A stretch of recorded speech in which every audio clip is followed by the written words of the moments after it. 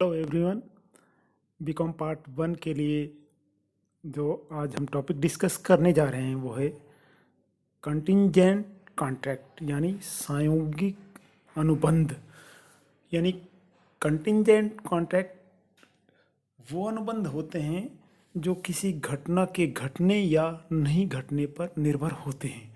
यानी हम कह सकते हैं the word contingent means when an event or situation is contingent, that is depends on some other events or facts। यानी प्रायोगिक जो अनुबंध है जो घटना के घटित होने पर आधारित है।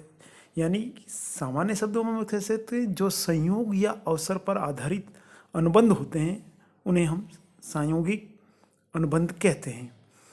अतः ऐसे अनुबंध जो पूर्णतः किसी घटना के घटित होने या संयोग पर निर्भर होते हैं प्रायोगिक अनुबंध कहलाते हैं।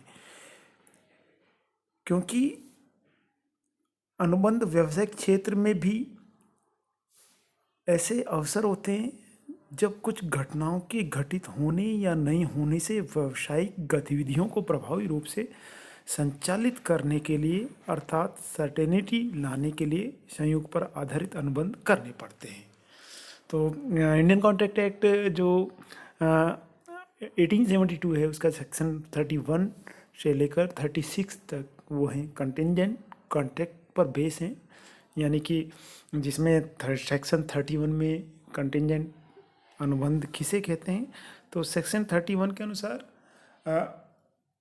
Define the terms contingent contract as follow. एक contingent contract is a contract to do or not to do something if some events collateral to such contract does or does not happen। यानी हम कह सकते हैं किसी कार्य को करने अथवा नहीं करने के संबंध में इस प्रकार के अनुबंध से है जो किसी ऐसी घटना के घटित होने या नहीं होने पर निर्भर है जो अनुबंध की संपार्श्विक या सहायक है। कोलेट्रल मीन्स सेकेंडरी, यानी कि उस घटना के जो कोलेट्रल जो इवेंट्स है या घटना है उस घटने के घटने या नहीं घटने पर निर्भर होती है।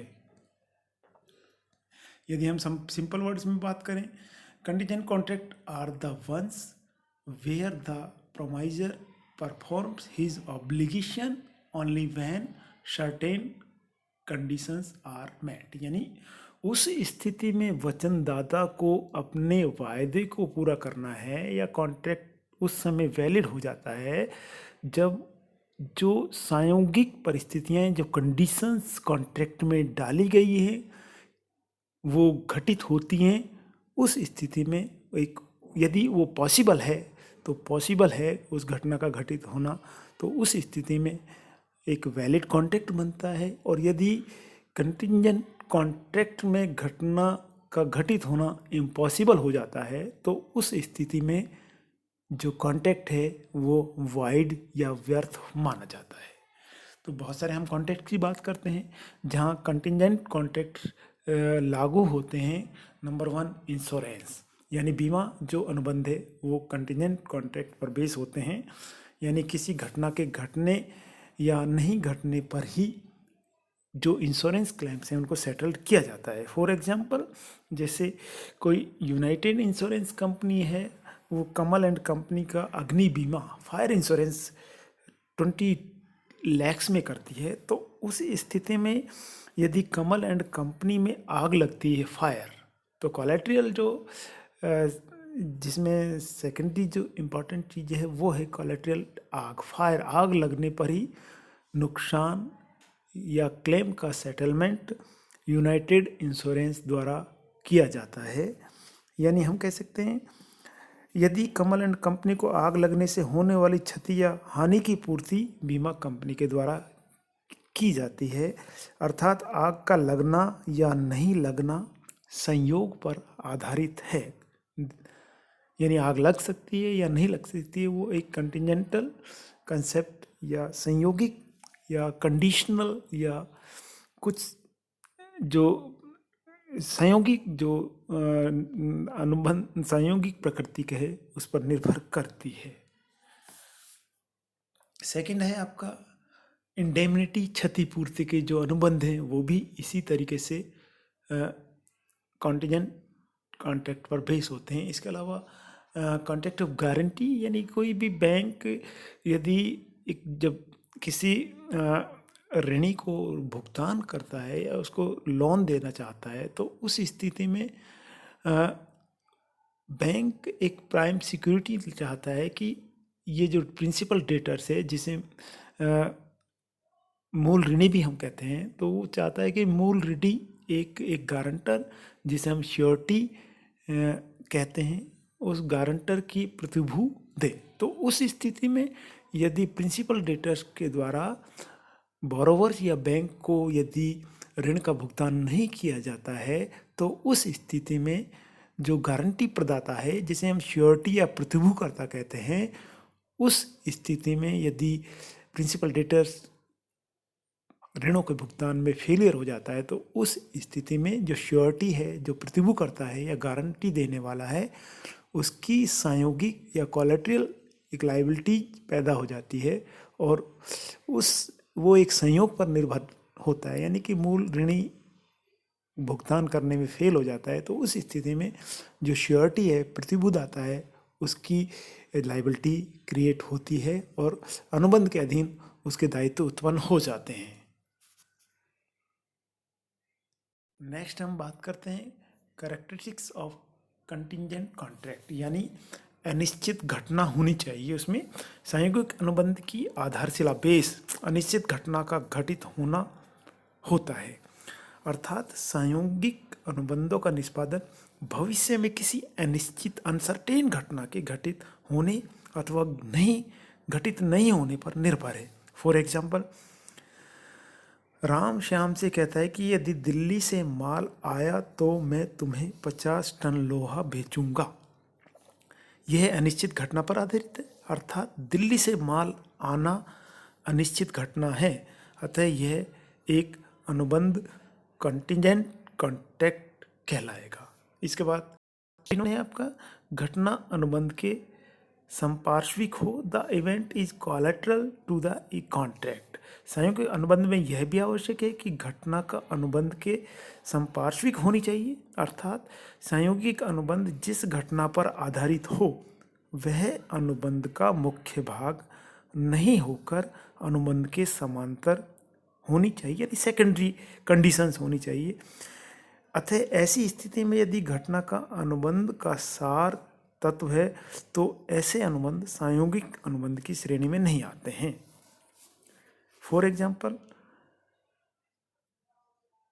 रमेश और प्रोफेसर दिनेश के साथ यह अनुबंध होता है कि प्रोफेसर रमेश के द्वारा दिनेश को चावल देने पर दिनेश प्रोफेसर रमेश को 4000 रुपये क्विंटल की दर से चावलों का मूल्य चुका देगा। यह संयोगिक अनुबंध नहीं है क्योंकि प्रोफेसर रमेश का चावल देना अनुबंध का एक भाग है। थर्ड वन, घटना का घटित होना इच्छा पर निर्भर नहीं है, happening of event not depend on will. संयोगिक अनुबंध में एक विशेष तत्व विद्यमान है कि घटना का घटित होना अनुबंध के किसी पक्षकार की जो पार्टीज हैं उनकी विल पर डिपेंड नहीं होना चाहिए, निर्भर नहीं होना चाहिए। यानी एक अनकंट्रोल्ड चर होता है जिस पर अनुबंध के पक्षकारों के द्वारा नियंत्रण संभव नहीं होना चाहिए। इसके बाद नेक्स्ट वन है event should be uncertain nature. घटना अनिश्चित प्रकृति की हो। Event should be uncertain nature means यानी कि संयोगिक अनुबंध की जो अंतर्गत जो घटना घटित होती है वह अनिश्चित प्रकृति की होनी चाहिए।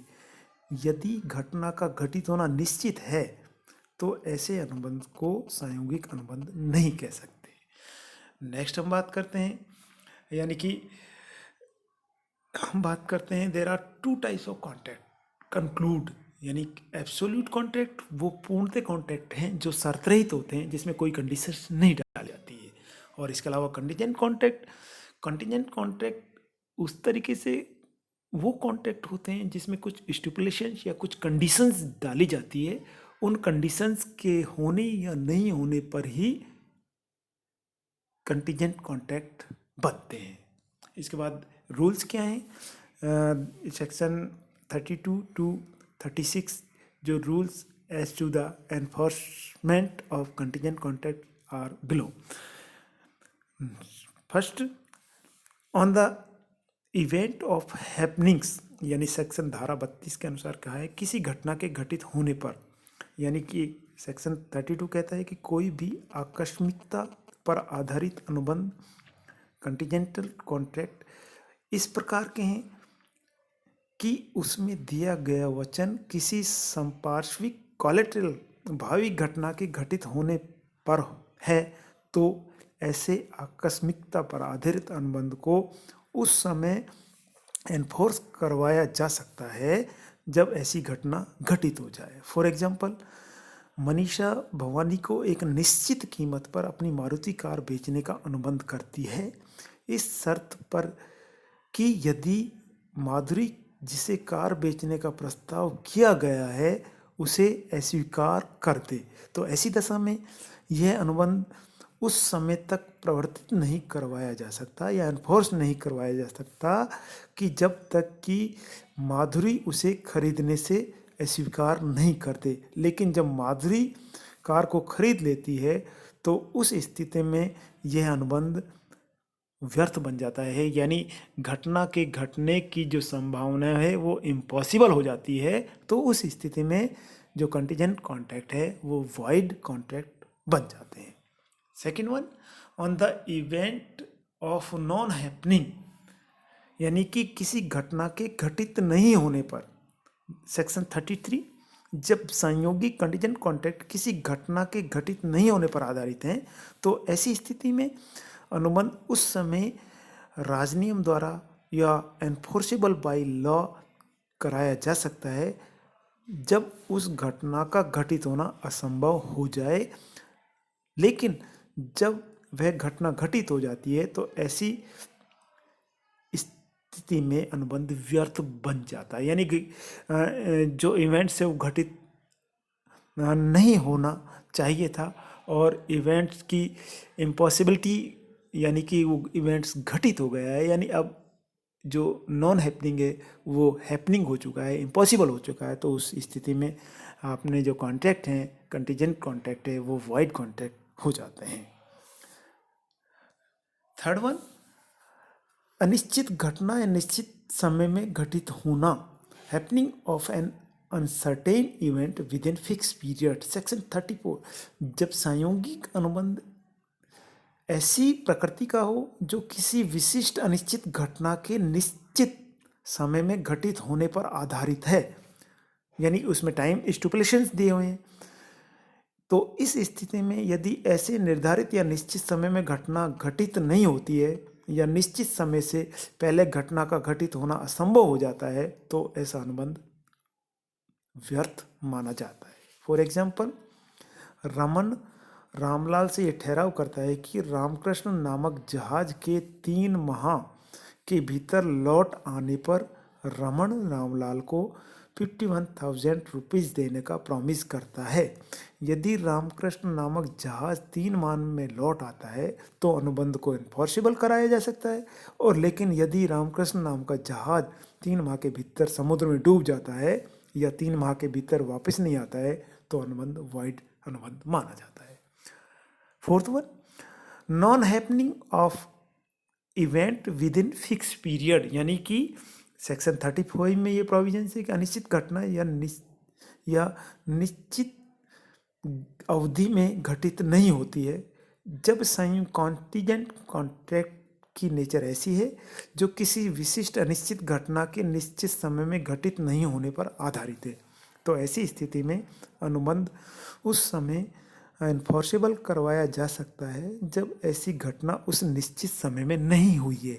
लेकिन जब घटना उस निश्चित समय में हो जाती है तो ऐसी स्थिति में अनुबंध वाइड हो जाता है। फॉर एग्जाम्पल, रविंद्र परितोष को 11,000 इस कंडीशंस में देने को सहमत हो जाता है कि यदि दिल्ली से जयपुर सांगानेर हवाई अड्डे पर आने वाले जहाज सुबह 9 बजे हवाई अड्डे पर नहीं उतरे तो ऐसी दशा में यह अनुबंध उस समय प्रवर्तित या इन्फोर्सेबल किया जा सकता है जब वे हवाई जहाज 9 बजे सुबह हवाई अड्डे पर नहीं उतरे। लेकिन यदि हवाई जहाज सुबह 9 बजे हवाई अड्डे पर उतर जाता है तो ऐसी स्थिति में, ऐसी कंडीशंस में अनुबंध वाइड हो जाता है। इसके बाद 5th वन, असंभव घटना के घटित होने पर निर्भर अनुबंध, यानी कि जब संयोगिक ठहराव ऐसी प्रकृति का है जो असंभव घटना के घटित होने पर आधारित है, इम्पॉसिबल इवेंट्स है, जो घटना नेचुरली जिसका घटना कभी संभव नहीं हो पाता है, तो वो भी अनुबंध व्यर्थ कॉन्ट्रैक्ट या कंटीजेंट कॉन्ट्रैक्ट माना जाता है। फॉर एग्जाम्पल, सुरेश जयश्री को 5,000 रुपये देने का ठहराव यह करता है कि यदि नरेश जयश्री के लिए आसमान से 5 तारे ला कर देवे तो यहाँ आसमान से तारे तोड़ने का घटना असंभव है, इम्पॉसिबल है, एग्जीक्यूशन इम्पॉसिबल है। तो ऐसी स्थिति में जो अनुबंध है, कंटीजेंट अनुबंध है, जो संयोग पर निर्धारित है, वो व्यर्थ अनुबंध माना जाता है। तो नेक्स्ट वीडियो में हम अनुबंधों का निष्पादन, परफॉर्मेंस ऑफ कॉन्ट्रैक्ट किस तरीके से होता है, उसके क्या प्रकार होते हैं, टाइप्स ऑफ परफॉर्मेंस डिस्कस करेंगे। बहुत बहुत धन्यवाद।